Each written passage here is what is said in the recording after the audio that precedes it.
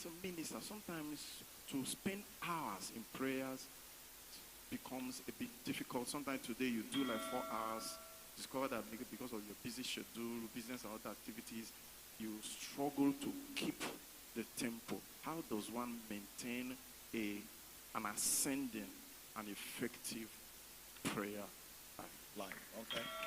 Okay. On the issue of being consistent in prayer, most times we dichotomize the sacred from the secular. We say, now I'm going to work, and I work in the bank. So you do bank things, and when you come out of the bank, you now say, oh, I'm born again. So we need to pray. As long as you are operating with that perspective, you are going to be deficient in your daily contribution in terms of spiritual exercise. So the moment you realize that your secular life and your sacred life is one and the same thing, then you look for ways by which you can build your spiritual engagement into your daily proceedings. I worked in the oil industry for 16 years, and my job was both mentally tasking and physically tasking.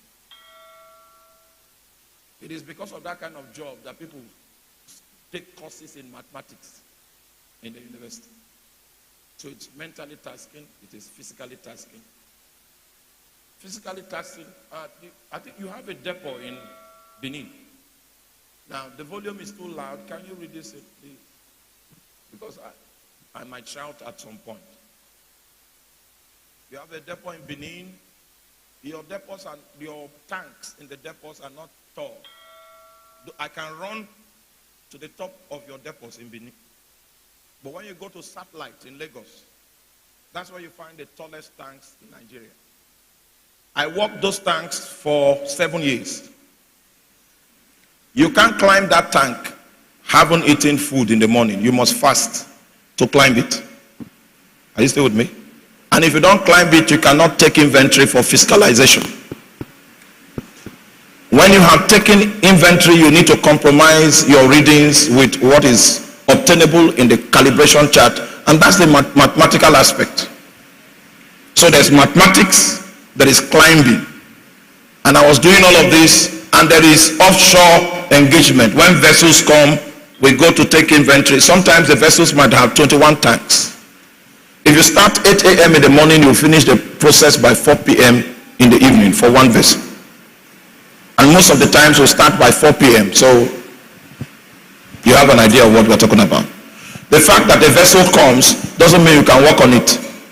You need to wait for tide to come. So you go to the tidal chart and calculate when the tide will come. That's when the water will suspend the vessel. And then your readings can now be accurate. Are you still with me? I was doing all of that fasting and praying.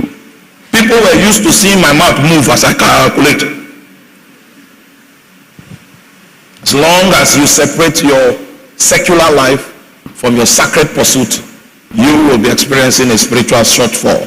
That's my response to your question. Yeah, so it is one and the same thing. So when you build it together, you even love that you're banking much more. Insight will come. Understanding on how to do it. Oh, we are shortchanging